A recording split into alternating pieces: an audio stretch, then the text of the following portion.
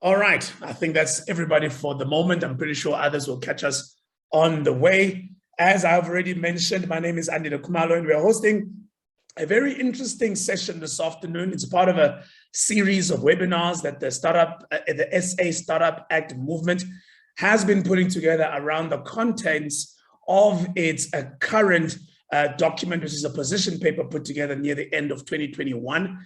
That had in there a couple of proposals on what would stimulate the progress and support of a scalable startups that are able to create jobs, that are able to scale way beyond the borders of South Africa. Obviously, this is a process that's supported by many, many entrepreneurs and spearheaded by Simodisa. So I'd like to thank them for making this possible. But in case you don't know what it's all about, they say Startup Act movement.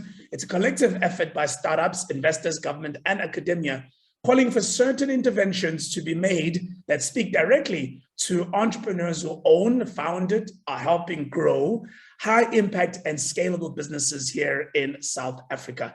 And it has now put together a position paper that in it has a couple of suggestions. They're called relaxations. I kind of like the word, not exclusions, not deletions, but relaxation. So it's asking for a relaxation of a couple of pieces of legislation that we've got in South Africa that the team felt would be useful in stimulating the progress and the support and the growth of these high impact and scalable businesses. Nobody needs to be reminded how much we need that in our own country, especially as we battle such slow economic growth and most importantly, such low employment and most importantly, such low employment amongst young people. Today's focus is on what is called Relaxation 4. Now, Relaxation 4 in the document itself, if you don't have it, where have you been? And maybe Kingsley can just drop a link to the document, the position paper itself onto the chat so that you can be able to get to it at any time and download it for yourself for later reading. In the document, on item number 19, there's Relaxation 4. And it is entitled A Qualifying Startup to be Exempted from Preferential Procurement Limitations. Now, as you know, preferential procurement limitations are, I guess, what would come from the regulations from broad-based Black economic empowerment, which is a function of the generic codes. And if you belong to a particular industry, whether that is ICT or financial services, or wherever your startup is, it is also the legislation that controls the transformation rather of that particular sector, which means you must comply by those BE pieces of legislation. The proposal that is there on the table is about how can we get small enterprises to be allowed what the position paper calls fair access to markets. And that's a big question for me. What makes it unfair if we're trying to unlock fairness? But anyway, it speaks to small enterprises being allowed fair access to markets, including through removing barriers. What are those barriers? To entry at wholesale and retail levels. That's kind of the opening gambit of the position on this relaxation. And then, of course, it goes into detail about how this relaxation will enable quicker access to supply chains for corporate South Africa and the public sector.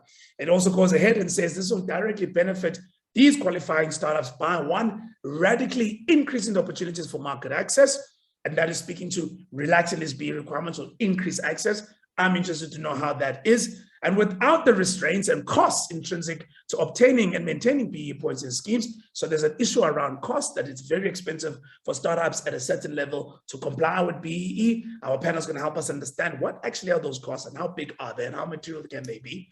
And then thirdly, the position paper talks about enabling capital raising from offshore investors without risking the loss of BEE status. We are going to get into all of these with my panelists. Let me introduce them to you very briefly. Ingrid Osborne is the founder and CEO of Saryx Engineering Group. Dr. Aisha Pandor is the founder and CEO of SweepSouth. And Mr. Ajay Lalu is the founder and managing director of Blacklight Consulting. And we also have on the line Alison Collier. She is from Endeavour, and she'll be joining us also as part of the panel on this very big and important conversation. Many people that are in this group have been involved in the Startup Act itself. We've got Ms. Matsi earlier there, somewhere here in our chat, who is obviously the vice president at Simodisa, and many other figures and important people that have put together what is now the Startup Act movement. Very, very touchy topic, very sensitive topic. Black economic empowerment alone is a sensitive topic. Now, these entrepreneurs are asking for relaxation. So there you go. You're probably gonna get yourself into somewhat of an interesting conversation. We're inviting you to please ask any questions you might have. Feel free to just drop your questions onto the chat, and I'll make sure that I put them to our panelists, and we will discuss the issues as we go. We're going to wrap up just before 4 o'clock to make sure that you entrepreneurs who probably booked yourself a 4 o'clock meeting because you think you are superstars and you can get out of one meeting into another, you at least have a minute or two for a breather, because I know you do that. There's no stopping you from doing that. Right. Let me kick off by requesting, whether it's Alison or Ingrid, whoever is closest to the Startup Act movement, suggestions and relaxations, to just outline for us what I've just read out in the position paper about where does this relaxation come from, what is it seeking to achieve, and how did the team get to kind of where you are. Alison? Sure. So let me take that one. And I want to say, I think it stems from some of the comments that you made in the introduction, Andile. So across the board, like within our government, there's absolute alignment on the fact that startups, and particularly high growth, high impact startups, make an over-index contribution when it comes to job creation, specifically youth job creation, revenue growth, and attracting private capital. And then all of these items are really crucial, and we're in desperate need of these in South Africa right now. And then I want to say, building on that, we then said, right, why in South Africa are some of our startups finding it more difficult to set their businesses up here in South Africa, rather than we have a choice? We could set our business up in many other markets. And so what the Startup Act is really about, when it sort of comes down to it, is saying, let's make South Africa as friendly to startups and other jurisdictions where these startups could otherwise very easily set up their businesses. And why do we do that? Because, hey, as South Africa, we'd love to have those jobs, that additional revenue, and also that capital that these startups create. And startups are very agile. So they can relatively easily, at relatively low cost, choose to set up shop in Netherlands, or choose to set up shop in the US, or choose to set up shop in different territories. But we know that these high growth startups create a lot of jobs. So as South Africa, let's have a policy environment that's enabling and will attract these startups to set up their businesses here in South Africa, so we can drive that job creation. So then specifically on the point of BEE, there are a number of other suggestions we make, or recommendations we make in the Startup Act with policy revisions, is at the early stages of a startup's life, when they're less than 5 years old, when they've got less than 100 million rand of revenue, these startups are investing everything they have and more into driving the growth of their business and creating employment. So they're typically loss-making. So we're saying, in this period of time where they are hiring so many people, where they are loss-making, let's, as South Africa and our policies, let's support these businesses as much as we can to continue to create those jobs. And when they become relatively sizable at about 100 million rand, then it's definitely right for us to drive transformation in our country. And then we say, hey, these businesses are of a sizable revenue stream. They can incur those incremental costs that come with investing and supporting in the BBBEE codes. So it's saying the BBBEE codes are the right things for us to do. As startups, we're saying the startups create so many jobs in the early stages up to when they're about 100 million and are very financially, I want to say they're loss making. So they don't have additional costs, and they need to really focus all their efforts on driving their top line growth so that they will succeed and be able to sustainably employ people for many years to come. So that's, I want to say, very much at a high level. I can go into more detail if you'd like, but I think I leave it to you, and then also questions from the room. Great stuff. Thank you so much, Alison. So just for further understanding, and I guess the language matters in these things, right? If you're going to be writing policy documents and the like. So I'm interested in a few things that I need clarity on. It talks about small enterprises being allowed fair access to markets. And then it talks about removing barriers to entry. Some may say the whole point of BBBEE is trying to do exactly that, in that, we come from the political history that we come from in our country.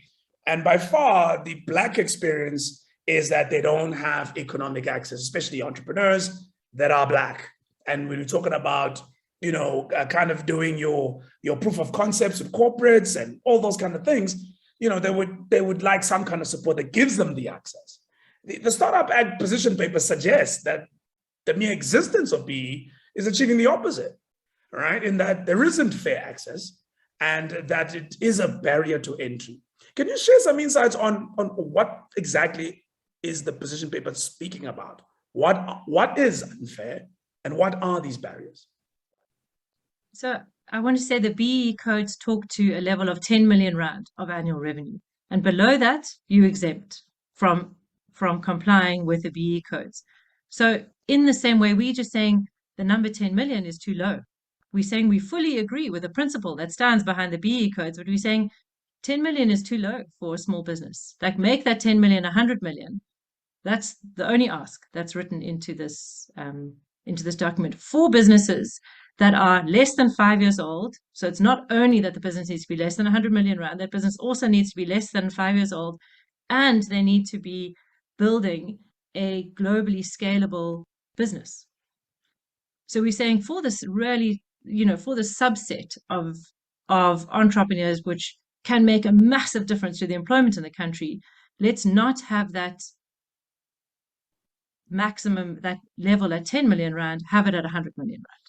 So we're saying we fully agree with the BBBEE codes and the principles behind it, just for this particular sector of companies, tech-enabled startups that are less than 5 years old, rather remove lift that barrier to be at a higher level. Right. And what barrier to entry, as per the position paper, does that remove? Maybe that's the part I'm trying sure. to Sorry. Okay. So for example, if I'm a business that's 50 million rand or 70 million rand in revenue, I'm a tech-enabled business and I'm selling to mines in South Africa. I either need to go through my accreditation process in full, pay for that, which is a big cash outflow. And I mean, you'll hear that from the entrepreneurs a bit later, as well as me as the manager of that business or CEO. Instead of selling to more mines or selling to more enterprises, I've got to spend the time managing the process to make sure all of the different accreditation steps are correctly implemented in my business, which takes away time from me selling more, which means I have less revenue, which means I can create less employment. So all we're saying is when the business is at about 100 million rand, then you typically have got an established enough finance team that it can be well managed within your finance team or your sort of, I want to say, your back office staff, and won't be taking an inordinate amount of time from someone who's likely the CEO, likely leading the sales in the business, likely driving that business's growth. Right. So it's about that. And if you don't abide by the codes and you're no longer level 1, then you have not got the access to the corporate South Africa or to government to sell your solutions to. Let me bring in Ajay Lalu here, ladies and gentlemen. If you don't know who he is, he's an entrepreneur in his own right, building a great startup called QHop, and he's done very well in terms of creating all sorts of interests from around the world, including raising capital from different parts of the world. He's obviously Black and he's obviously South African. But the other thing that you might know about him is that he owns a business called Blacklight Consulting. And he personally has been involved in let's call it the journey that we've been on in South Africa as far as BBBEE legislation is concerned, made great inputs into the legislation in its core from many, many years ago, including the revision of the codes, and helps many listed companies in their journey to compliance and to BBBEE. You now sit on the other side, Ajay, having helped companies comply on the one end. You've been involved many times in Black business organizations on BBBEE. I've read out to you what the position paper says is its rationale for asking for this relaxation. What's your take? Thanks, Andile. And, I think, yes, I'm in an unenviable position in that I sit in a startup, a tech startup, but also having been privy to drafting a lot of the kind of BBBEE legislation. And I think, historical context is extremely important in understanding why and what BBBEE is trying to achieve. I think we cannot run away from the historical past, as you pointed out in your introductory remarks, that, we live in a very unequal society. Unequal primarily because of, past policies around apartheid and so forth, which has created a very uneven playing field. And I think the intention behind BBBEE legislation was largely to try and level the playing fields by giving some advantage to Black-owned companies and Black women-owned companies in particular, in terms of access to markets, access to funding, access to support, access to skills, and so forth. And I think that context is an important one, firstly. Secondly, when I draw parallels between South Africa and the US as an example, Crunchbase did an interesting piece last week where they highlighted the kind of economic impact of the recession in the US and global slowdown on VC funding for Black-owned startups in the US, right? So firstly, I suppose there are many parallels, firstly, between the US and South Africa, maybe more so acute in South Africa than in the US. But I mean, 1.2% of all funding in the US goes to Black-owned founders. And I mean, that firstly surprised me in the US. Secondly, I think in South Africa, that number is probably going to be lower. But more importantly, out of $335 billion spent on VCs or VC investment last year in the US, only $4 billion went to Black-owned founders in the US.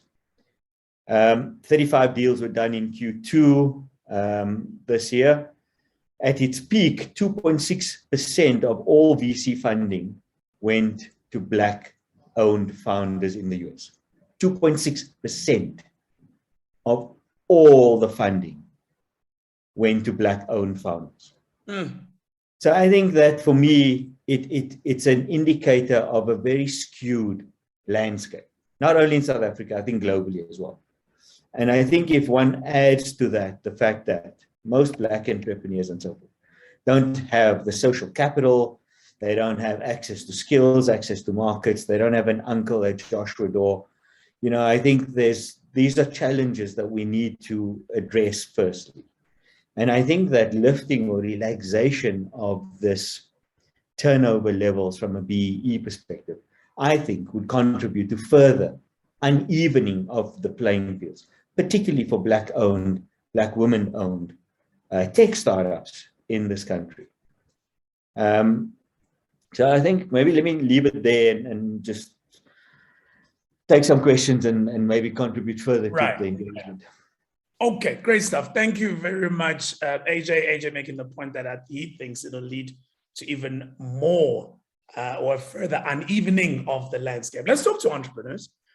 They're both women and they can definitely give an insight and input on their thoughts on this. They're both South African, so they know the landscape very well. They both employ a lot of people, Black, white, and otherwise, very close to the social challenges that we come from, and we still, let's be frank, still dealing with in our country. Ingrid, let me start with you on what your thoughts are. So we've heard from Alison about kind of the logic behind it, increasing the 10 million mark to 100 million to kind of have more of qualifying startups being exempt from BEE. AJ is telling us, well, that's going to achieve the opposite, because the whole point of BEE is to try and accelerate the guys that have been systematically left out. What are your thoughts? What's your experience? So our experience, I think, in terms of achieving a level 1 BBBEE, which is, I think, is just probably my nature, the best you can be, is incredibly difficult. It is incredibly time consuming.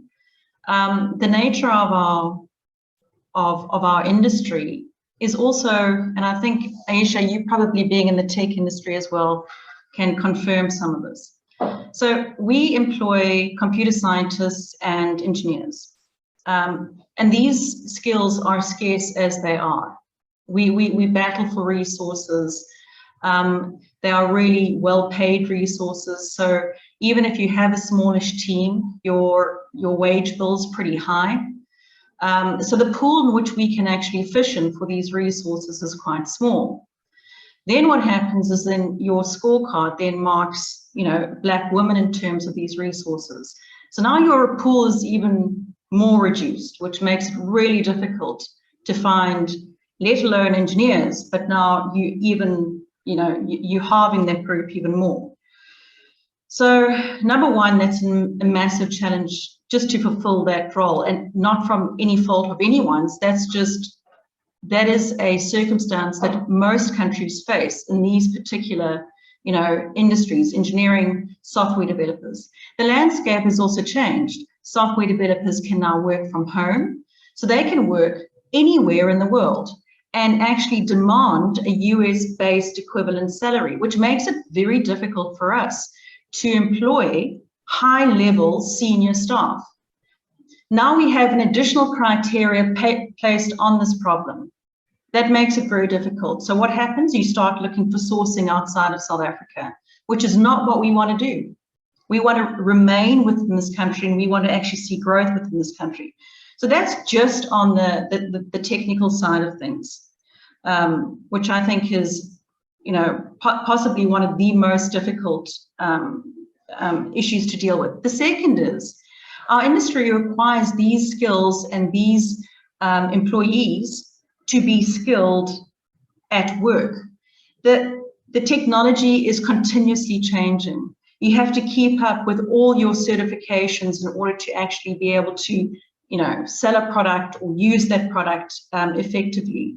We spend a fortune on making sure that we are compliant and that we are just within the industry, that we are fulfilling our needs, that we are making sure that these seriously, great engineers and software developers keep cutting edge with their technology. That means a huge amount of spend on training. In addition to that, with the high wage bill, despite a very small workforce, you now need to spend external training as a comparative to what you're spending on your, on your payroll. It's almost this double hit, and you start to fall behind because you simply cannot do it. In addition to that, when you're dealing with the ICT codes, you have to help other ICT, sort of like businesses, and it makes it very difficult because the only way we can help is to share our knowledge, but really another engineer doesn't need another engineer telling them or training them. They're going through the same process that we're doing. So it's very difficult to find people who actually want the training. We have to actually give almost computer skills training and actually start to enter into that level, which is very, I suppose, low cost, which means we have to do lots of that in order to reach the level of spend that we need to.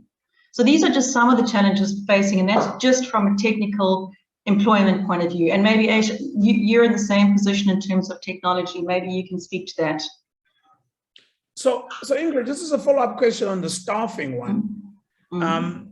I'm interested to understand how, let's call it the employment, because I guess that would be the element of BEE that would be relevant, which is the employment equity requirements that all of us as businesses must try and employ at certain positions, as many Black, women, youth, people living with disabilities, etc., which are in the codes. You were very clear in articulating how that is actually a global problem, and the fact that those skills are scarce anyway in South Africa.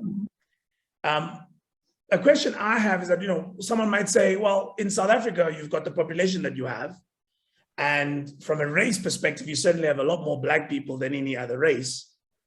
To the extent that we must assume that the scarcity is across the board, how does BEE or the existence of BEE requirements create a bigger problem on its own? In other words, will you not have the problem anyway, even if nobody expected you to hire, Black or Black young or Black women?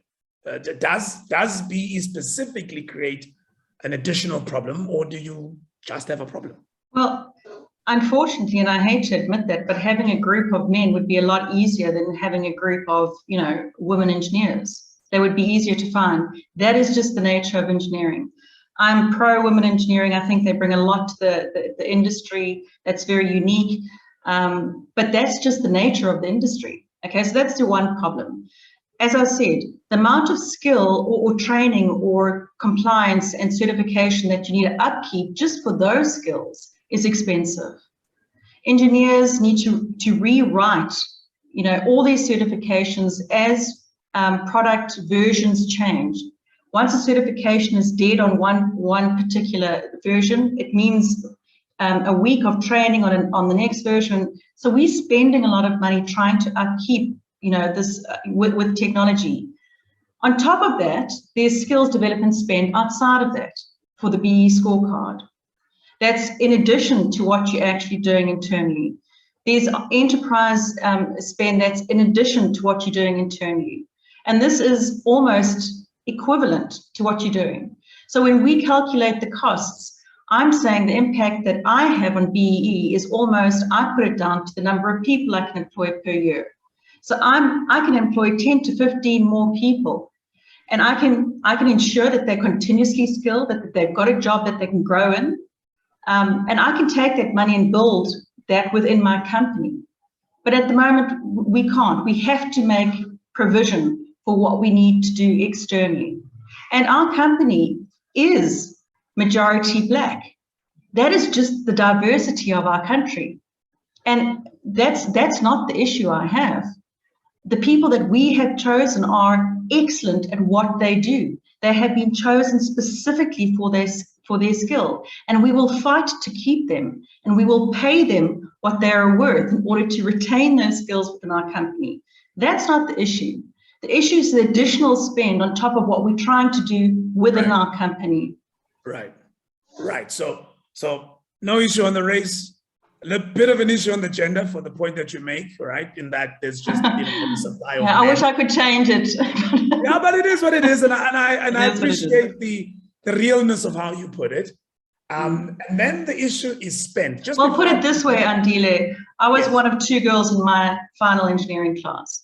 Absolutely. So that is what we're dealing with at the moment.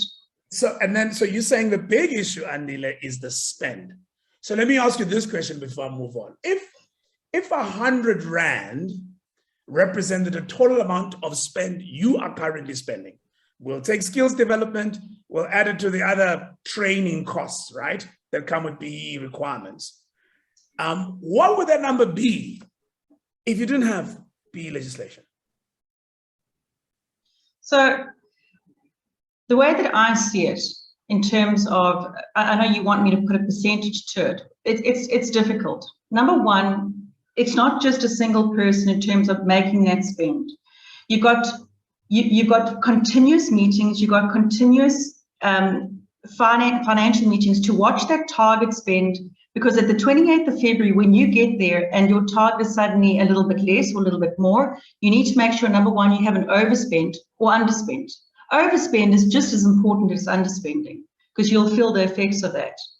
It will take almost 2 to 3 months to go through it and prep for an audit on a full-time basis. That includes finance, that includes the CEO, because they need information at that level. That includes a training center, people who have done the training, in order to actually make sure that those documents are all in place. And then, of course, you go through the audit process. And there's interviews that need to be taking place. So from a resource point of view, aside from just the spend, in terms of actually giving the training and actually making sure people attend the training, following up with the documentation, it is document intensive, it is resource intensive, and it is resource intensive on the highest level. It's not junior level sort of like resources that are participating in this process. Right. Fair point. Thank you so much, Ingrid, for that input. Very insightful indeed. Aisha, let's come to you. I guess you're a bit weird in a way, right? Because you are a Black entrepreneur. So I guess, if BE was an impediment, it's not for you. But you are an employer. You also have to comply by BE like everybody else.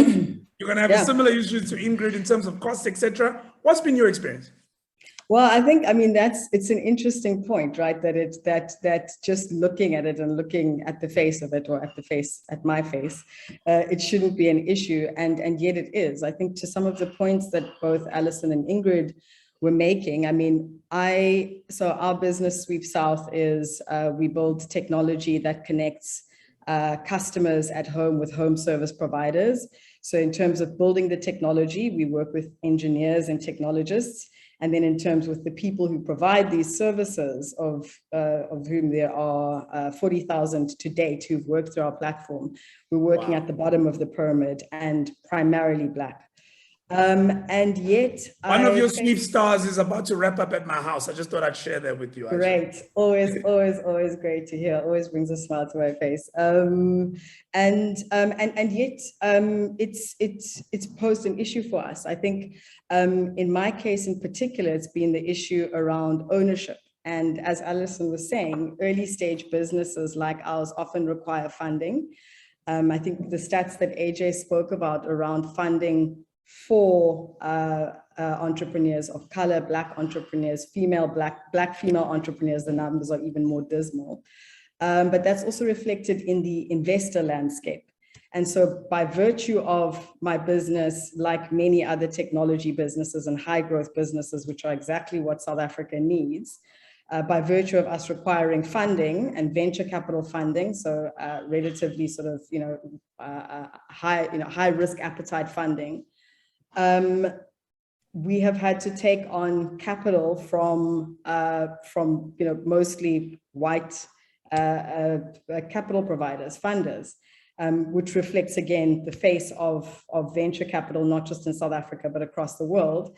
That in turn has diluted the shareholding, the Black shareholding of our company, even though you have a Black female, co-founder, CEO, et cetera, and has meant that in terms of making business decisions for SweepSouth, for our business, we've chosen to completely steer away from any B2B. So we don't do business with government or with other big businesses where there are requirements around, strict requirements around BEE. It's meant that from an investor point of view, we've spent a lot of time trying to find Black investors.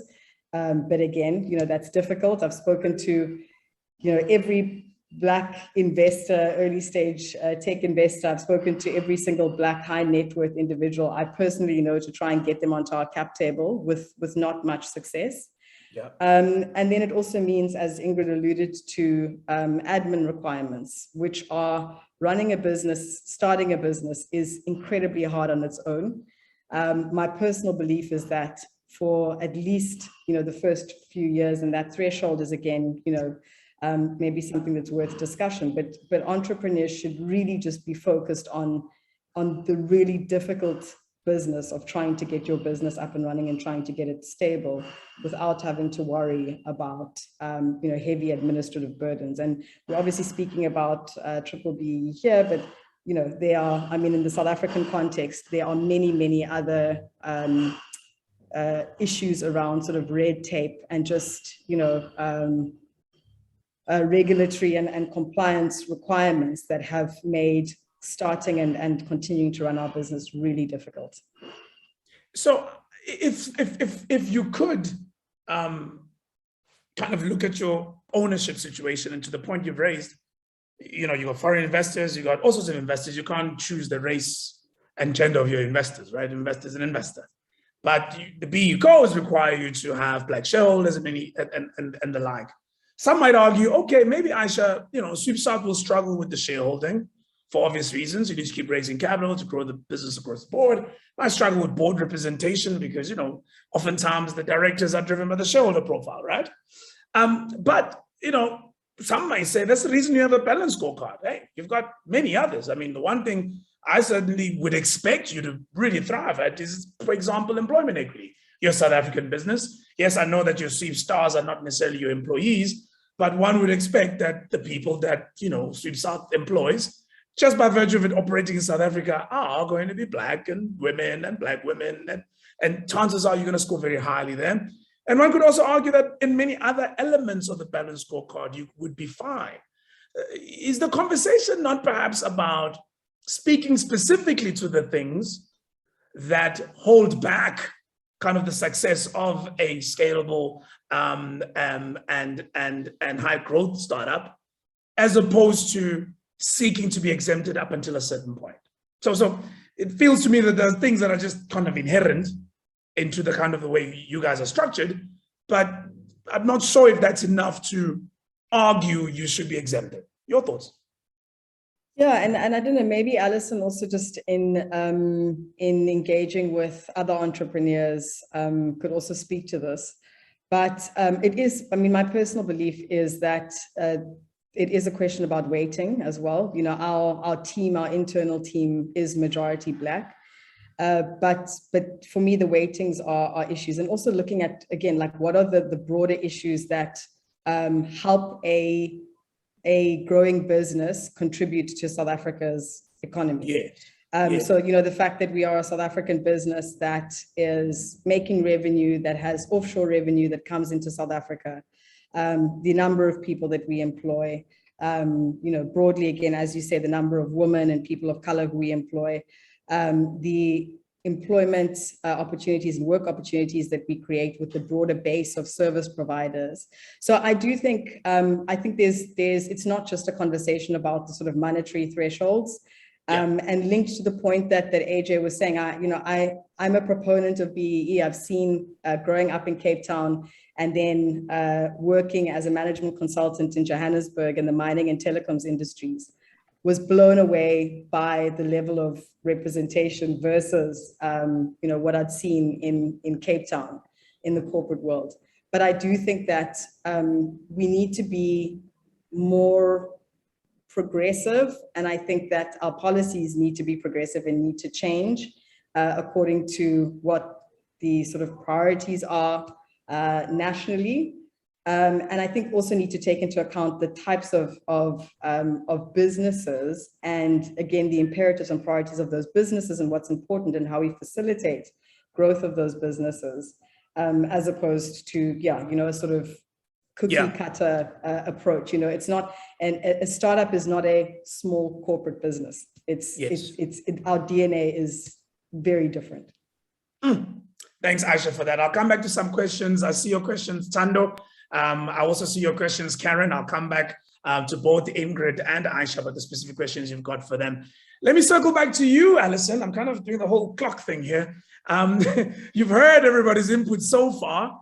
And I guess, you know, as a committee member of the team that's busy with the SA Startup Act, your reflections so far about the various views that have been put forward, including the last question I asked Aisha, that, you know, should the relaxation be exempt us up until a point? Or maybe the intervention should be, maybe actually, who knows, maybe we need our own code. Maybe we need our own charter. Maybe we're so unique that the way the generic charter measures quote unquote contribution to society is wrong for us. Your thoughts? So I want to say there definitely is an argument to say let's have a separate charter or BBBEE code. But what I also want to call out is the administrative burden that this puts on, like the CEO and the finance team. And then also for us just to sit back and be very pragmatic and say these startups are creating jobs for South Africa's youth. Typically 80% of the jobs that these businesses create are going to Black South African youth, if not more. They're being upskilled and trained for probably 2 or 3 years on average, or else the individuals are choosing to stay longer. And then these now upskilled Black South African youth are going on to doing bigger and better things at a different organization. So I'm saying, if this is what we know about the nature of startups in general, of course we can go and write another BBBEE code and then spend the administrative burden to go and like make sure we measure and check all these things. Or we can say, hey, these startups generally work like this. Let's just like get busy, create jobs, drive revenue, attract capital. And when we are at a bigger level, stick to the codes as they've been written at 100 million. Why? Because it's also not perfect, but hey, it's like driving transformation. So we're not saying that we're not wanting to adhere, but I'm just saying let's also not go out there and do things that are unproductive. Because like what Ingrid called out is they could employ another 10 or 15 people in their business today if they didn't have to pay away to computer skills training. That's before thinking about how many more contracts Ingrid could go and actually pull into her business and maybe grow her team even faster, and then potentially employ even more people. So it's a balance. So it's saying, should we, and it's a line, right, of where we do this. But I want to say, to me, when the 3 years that I've spent back in South Africa, I want to say I take my hat off to the entrepreneurs in South Africa, because the extra costs that they incur, BBBEE is one of them at an early stage, versus businesses that I've seen, you know, international colleagues of mine set up in other jurisdictions at a lower price. And I want to say I think it's very admirable, and I think we as a country can do more to support this particular profile of entrepreneurs because they create so many jobs for Black South African youth. And I think we must also focus our codes more on the jobs that are created within these businesses on a sustainable manner than the owner or the founder. Because I think the weighting is not correct. But it's also, I'm just like, do we have to spend all this time doing different weightings? I'm not sure. Well, rather grow the business. Before I take AJ, who's dying to say something, he's got his hand up, I would caution our exuberance in the context of BEE being a national policy of the government of South Africa. I think we stand a better chance of living within the policy framework with the relaxations we need to thrive than to ask to be outside of it until a point. That's my personal view. So I want to say, Andile, it's interesting that you call that out. Let me just finish my thoughts, Alison. We already exempt up to 10 million. So please explain how that fits within 10 million. No, that's fine, Alison. Let me just finish my thought. I allowed you to speak. I think I should speak too. You have the policy that you have in South Africa. Wherever you live in the world, there are policies that are there. We must be very clear about the things that don't work for us and seek to not have those things hold us back. The points that Ingrid was raising about getting the engineers, the excessive training, the targets, the overheating, the underheating, the points that Aisha was raising about the fact that I'm going to have shareholders from all over the world. Clearly, if I'm a tech startup that's always raising capital, I'm never going to hit your PE ownership requirements, like never. That doesn't mean I don't think businesses in South Africa should be Black owned. I just think that if I'm this kind of business, you shouldn't be asking me to do that because it holds back my growth. But I would caution the team on the line of administrative burden, doing things that are unproductive, because of the sensitivity of the policy that is BEE. To the extent that we want this to be legislation, I would be cautious in how I approach that, just so that it lends itself for us to getting the wins that I think we can get. But the person who knows more about legislation here, which why I wanted to comment before he does, is AJ. And maybe you can help us here. But my sense, AJ, is that whatever we're going to win, we must try and win it within the context of where we live, as opposed to try and be outside of it, especially given the sensitivity that comes with BEE in our country. So, Andile, I must echo your views firstly, right? That I think, asking government for relaxation and so forth under whatever circumstances is an extremely difficult thing. Government, as you know, is typically bureaucratic and operates, on a common set of rules or laws that apply irrespective of whether you're in a tech startup or you're in a clothing startup. It doesn't really matter, even though the circumstances of those two sectors are vastly different, et cetera, right? And I think it's impossible and impractical for government to try and regulate BEE in every single specific set of circumstances per industry and so forth, firstly. Secondly, the ICT sector does have its own charter, which was negotiated between the key stakeholders in the sector and government.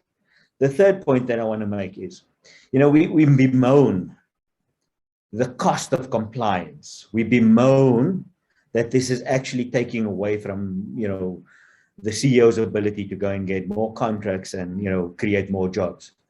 But I think we need to ask the question, the pertinent question here, as to why do we have such a high level of the cost of compliance? Actually, it's because of the high levels of fronting, which is actually taking place in BEE. So let's be very clear about this. If we were genuinely, and I'm saying this very carefully, genuinely committed to the spirit and intent of transformation, as opposed to, let's tick some, boxes on a scorecard and let's just try and get this thing as high as possible with as little cost as possible, and as superficially as possible. That's the reason why, in my opinion, we have such a high cost of compliance. And then the last thing I want to make. The only point I'd add there, AJ, is interject and say that's not our fault as entrepreneurs, right? Oftentimes, the people that are busy doing this fronting thing are the big corporates with the big budgets who come up with these complicated structures. If I'm Aisha, I'm just saying I got white shareholders, man. I'm not trying to come up with a structure. It is what it is. And similarly, I mean, we face the same thing, right? I mean, we've given away equity to advisory board members that sit in the US, right? That are not Black South Africans, right? And then for us, the factors that determine whether it's worthwhile or not is actually commercial factors as opposed to BEE factors, right? We understand the consequences from a BEE perspective, but that doesn't mean that, you know, we drive all our business decisions based on BEE requirements, firstly. Secondly, if a lot of these companies, including Aisha's, are focused on kind of global expansion and so forth, then BEE becomes less of an issue.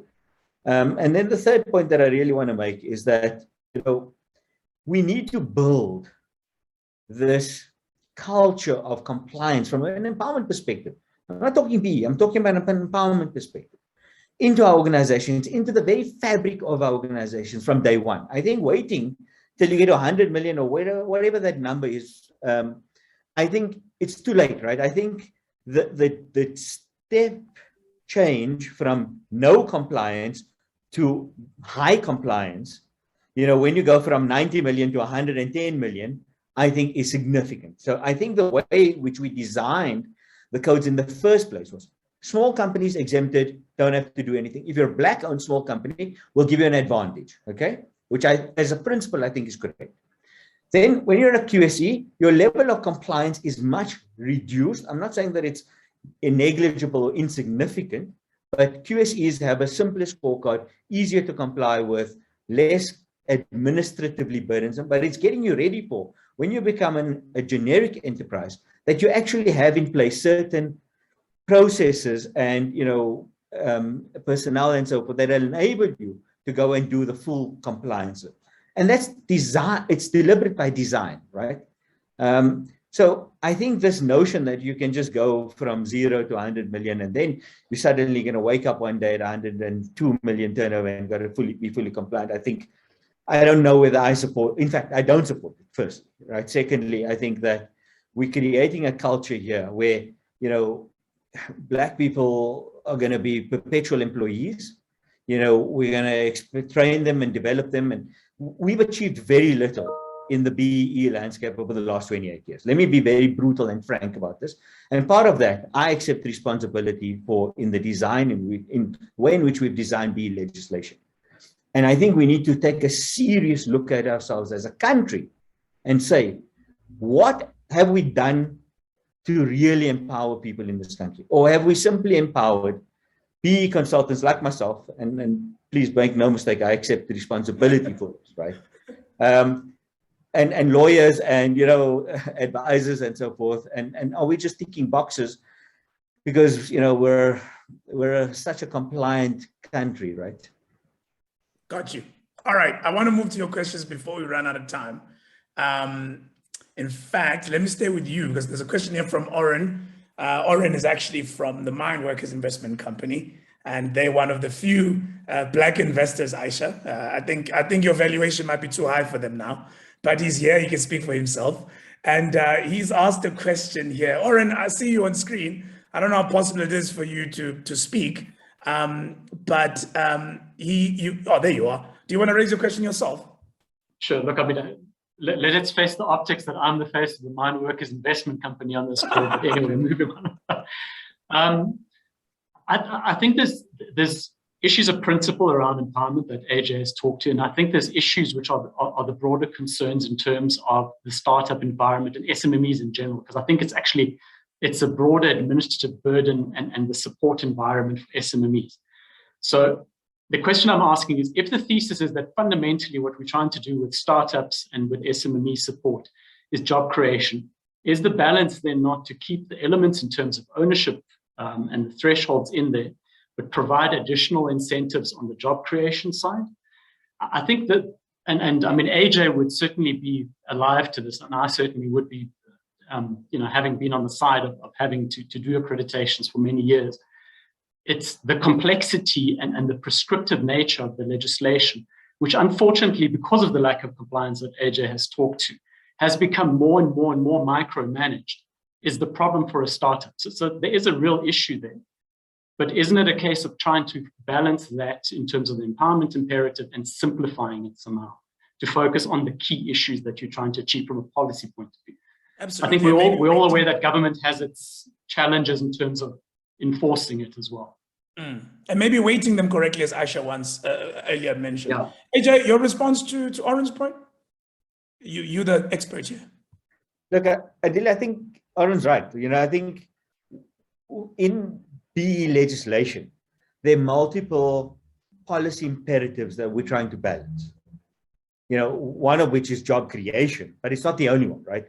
It's new venture creation in terms of enterprise supply development. It's creating ecosystems in the tech space and so forth. Creating a platform which enables more Aishas to exist in this world, right? And that's the number of kind of policy imperatives that we're trying to balance. Now, when one looks at the kind of latest Commission for Employment Equity reports and so forth, we've failed dismally in terms of making any real impact from an employment equity perspective. So when we talk about job creation, I think we need to dig deeper. Alison mentioned 75–80% of the jobs being created for Black people, right? But how many of those are CTOs? What is the concentration in terms of co-founders that are Black and so forth, right? I think these are important aspects that we can't overlook by simply saying we're creating jobs, so therefore it's okay, right? I'm not saying that job creation is not an important imperative. I'm saying on the balanced approach that we're trying to adopt with the multitude of challenges that our country faces, is job creation the be-all and end-all, or are there other aspects of what is the quality of jobs that we're creating? Are those jobs, at the right levels with the right, people, seniority, experience, etc. Ingrid spoke about investment in technical resources and upskilling. Are we continuously reinvesting that? And if we're doing all these things, in my perspective, if there are Black people and there are Black women, then we should automatically be scoring actually pretty well, right? So my logic tells me that if the right ingredients are there and you're doing the right things, right, the outcome should be automatic, right, provided that you have the disciplines of capturing data, information, and supporting evidence. Good, thanks for that. I have a question for you, Ingrid. Tando asked a question, or at least made a comment, and it kind of reminded me of, I was in a meeting a few weeks ago and somebody said, oh, we must stop sending this newsletter because only 30% of the people open it. And I said, why? He says, because 30% is very low. I was like, do you know what the average open rate of newsletters is? That's pretty high. Similarly, Tando is saying the percentage requirement for women is actually low at 30% senior manager. Is that low, Ingrid? No. And I need to speak to this focus on ownership. 40% of the QSC scorecard relates to ownership and executive management. Now, in a QSC, you have a pretty flat structure. You don't have big CTOs, and you're actually doing a lot of the jobs yourselves. It's pretty flat. You have probably an executive management team of 5 to 10 at the most. The rest are employees that are actually executing jobs. So you've got this 40% of ownership and executive management. In the entire country of South Africa, your pyramid structure is like this. Those two levels are only solving 5 to 10% of the entire population's employment problem, because those are the number of positions available. So we're making 40%, but targeting the same 5 to 10% of qualified people to actually execute those jobs. Because the number of directors that have been appointed to boards, in some case, already sit on 30 boards. So you've got this limited pool. And in order for you to actually upskill someone to a level of executive management or perhaps ownership, doesn't take 5 years. It doesn't take 10. It takes 15 to 25 years of experience in order to sit in that position and be an equal and make those decisions. So you've got 40% of your actual scorecard you know, just targeting a very small pool of people. And I think we can change that. I really don't think it's that important. It's the really wealthy people that benefit from those two levels already. And speaking to Aisha's point, it's the weighting is wrong.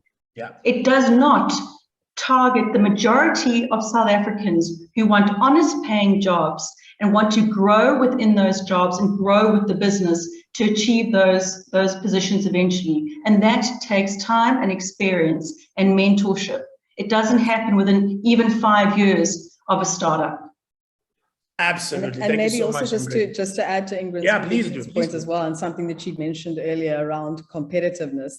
You know, those two women who Ingrid was one of, are going to be, there's competition that startups have to contend with, right? From established businesses, from corporates, and we're not always able to meet salaries, low risk, blah, blah, blah, that comes with all of that. And that's been a challenge for us as well. Internally in our team, we call Black females unicorns. And we know that with every position that is open, we're looking for a unicorn first and foremost. And then, we start to relax if we're not able to, after extensive searching, not able to fill the position. So I think that's also another reality is, and again, the time that you spend, you'll interview, 40 candidates, and 1 or 2 of them will be female or Black. And that's another issue. And again, where you have industries, these high growth, highly technical startup companies are, it's specific skills that you're looking for, which narrows the pool. Absolutely, absolutely. 2 minutes left for our session today, ladies and gents. The time has absolutely flown. In fact, 1 minute, because I promised to give you another minute for a break, or a breather at least before your 4 o'clock, because I know you all have 4 o'clocks. Alison, I'm going to ask you to take the honor of wrapping up our session. You are the one who's going to take the feedback and the recording of the session and all of the kind of the robust debates to the team about kind of the experiences and thoughts of all the players in the ecosystem. No, so, I mean, first thing I want to say, thanks so much for everyone who contributed in the chat, as well as those of you that, like Oren, who shared your view. I want to say, Ajay and Andile, great to receive that pushback. That, by the way, like policymakers in this country, this policy is here for that reason, and we really need to respect that and understand that, and then work with that to come up with a solution that will work for the BBBEE codes as they're currently written today, as well as support job creation within the startup ecosystem, because there is a middle ground. So I want to say really appreciated that, but please, to everyone in the room, keep those thoughts coming. And if you've got suggestions and ideas, and AJ, wonderful to have had your input, especially because you were part of the team that wrote the codes, to really give us some guidance and advice on what you see would be a constructive solution for this. And then Ingrid and Aisha for sharing your precious time with us and sharing your ideas to help us formulate what the right approach would be for us to take this forward. And Andile, same to you.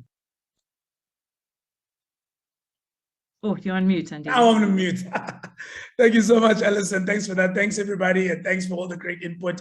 Aisha's last comment here, she says, I think we need to be more progressive. As AJ said, it's not working as intended, and we need to be realistic about facilitating better job creation and overall economic growth, which will ultimately benefit all of us. Couldn't have said it better myself, my sister. Thank you so much, you guys. Have a great afternoon further. In the chat, we've put through the download link for the position paper. You can read up, not on just this relaxation, there's a couple of others, and also more importantly, how to go about and be part of the movement and therefore be able to make even more direct input. It is startupact.co.za. That's where to go. Click on there. You'll be able to subscribe and be part of all the input that's been done on this very important piece of legislation. Thank you so much, guys. It's been an honor to host you this afternoon. Thank you very much.